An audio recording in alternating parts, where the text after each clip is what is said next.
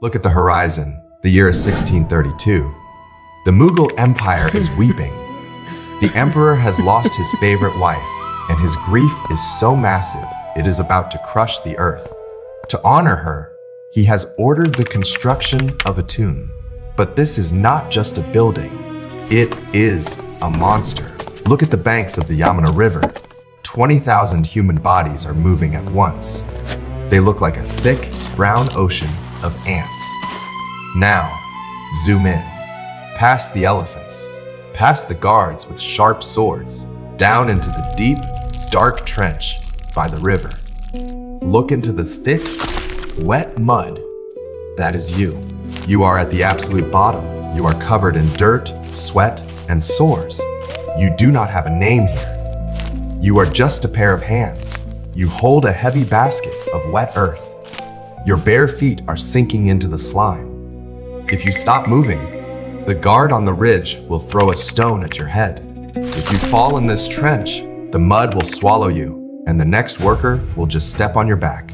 You are the lowest, dirtiest, most disposable thing in this entire empire. You are the fuel for the Emperor's love story. The first few weeks are a blur of pure pain.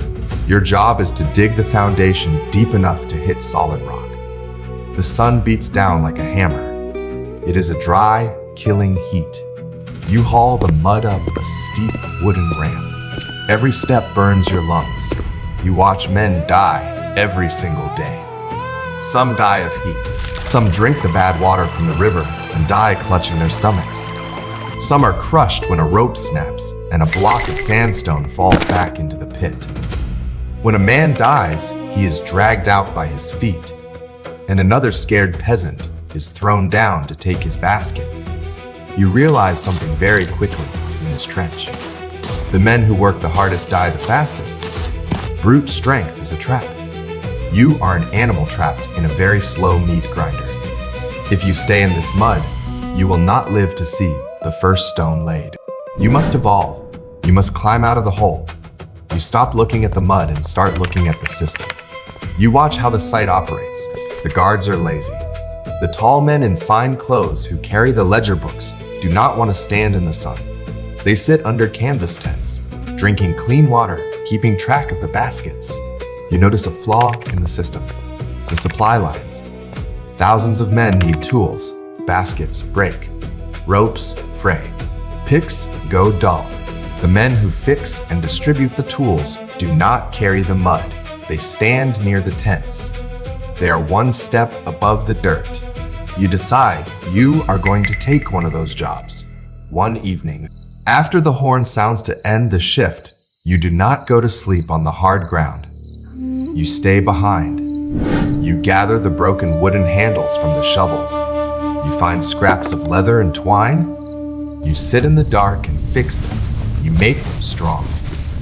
The next morning, when the tool master comes out, he sees a neat pile of repaired shovels. He is a harsh, old man missing 2 fingers. You do not speak. You just hand him a fixed shovel and stand beside him. You make yourself useful. You wait for him to kick you away. But he does not. He needs an assistant who knows how to fix things quickly. That day, you do not go down into the trench. You stay up top, handing out tools. You smell the clean air for the first time. You are no longer the absolute bottom, but you are still weak. The tool master is cruel. He beats you if you are slow, but you take the beatings in silence. You are learning. You learn how to count in Persian, the language of the empire. You learn to read the marks in the ledger books. You watch how the stone comes in from the quarries. Red sandstone first, then the pure white marble from Akrana. You see that the entire project relies on pacing. If the stone arrives too fast, the yard gets blocked. If it arrives too slow, the workers stand around, and the master architects get angry. Information is power. You start keeping track of the carts in your head. Years pass. The foundation is filled. The red walls begin to rise. The site changes from a hole in the ground to a massive mountain of brick, scaffolding, and stone. As the building grows higher, so do you. The old tool master dies of a fever one heavy rainy season. Because you know the inventory better than anyone, you take his book You do not ask. You just pick up the ledger and start giving orders.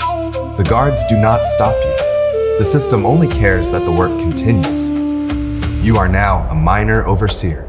You wear a clean shirt. You carry a short wooden stick. You are officially part of the machine. Your job is to manage the ramp. A massive incline of earth has been built around the tomb to drag the heavy marble blocks up. Elephants pull the massive carts, but human men push from behind. It is highly dangerous work. The heavy blocks often slip. You stand on a wooden platform halfway up the ramp. You hold the flag. You yell the orders. Push, hold, pull. You look down at the men pushing the stones.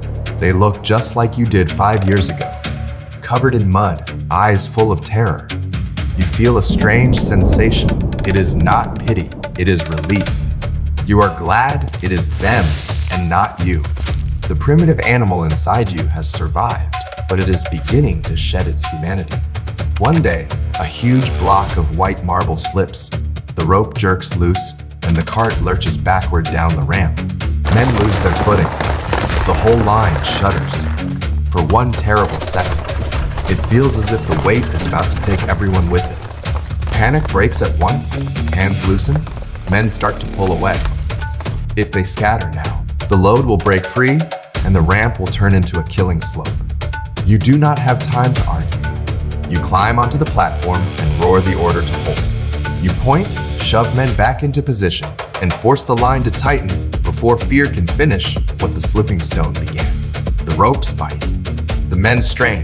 The cart groans, stops, and at last holds. No one cheers. Everyone is too busy breathing.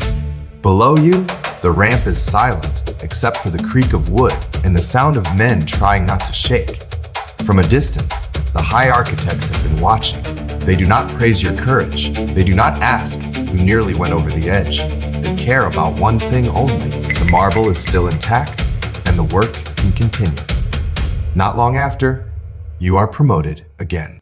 It is now 1643, 10 years have passed. The main structure is built.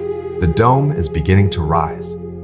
You are high above the yard now, standing on scaffolding with cold wind in your face and ledgers in your hand.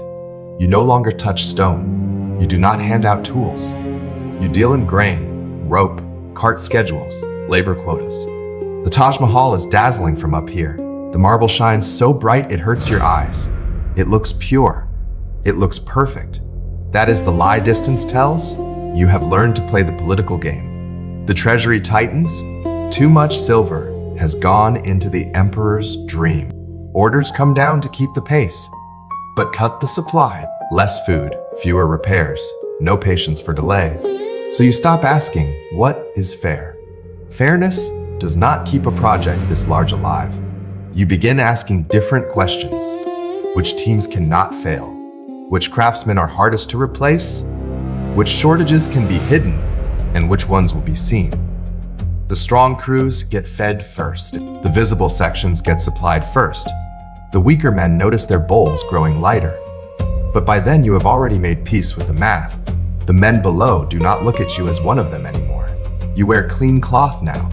Your hands have gone soft. When you walk past a line of workers, voices drop before you reach them. Sometimes you catch your reflection in polished stone and barely recognize it. You tell yourself the same thing every time the pressure tightens. If the work collapses, you go down with it. If loss is coming, better to decide where it lands than let it fall on you first. That is how you survive up here.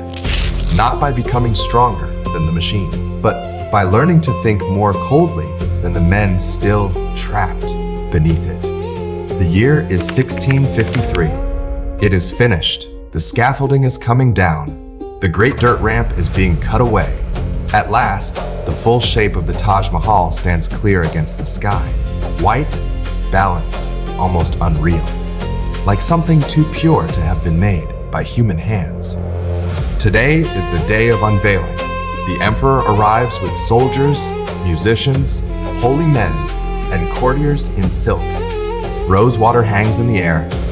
Incense drifts through the gate. When Shah Jahan looks upon the tomb of Mumtaz Mahal, grief passes over his face like a shadow returning home. The poets will remember this day as beauty, as devotion, As love made eternal in stone, you stand above it all at the main gate, high enough to see both the monument and the plain beyond it. The work camps are being dismantled. The men who survived are packing what little they still own. Broken shoes, thin blankets, bent backs. They came here as labor. They leave as what is left, but you are not leaving with them. The court has noticed your talent for keeping order, for moving men and material without letting the whole machine stall. You have been given a permanent place in the Ministry of Public Works, a house in the capital, servants, security, a life far above mud. Below you, the marble glows white in the late light. Flawless, silent, you look at it, and for a moment you understand why people will kneel before it for centuries. Then the other sight returns. Not the dome, not the symmetry, the trench, the ropes, the ramp. The bowls growing lighter, the men who vanished and were replaced before the dust had settled. You lower your eyes to your own hands. They are clean now, soft, ringed with silver. They do not look like the hands that once clawed mud by the river. That is the final truth the monument leaves you with. You did survive it.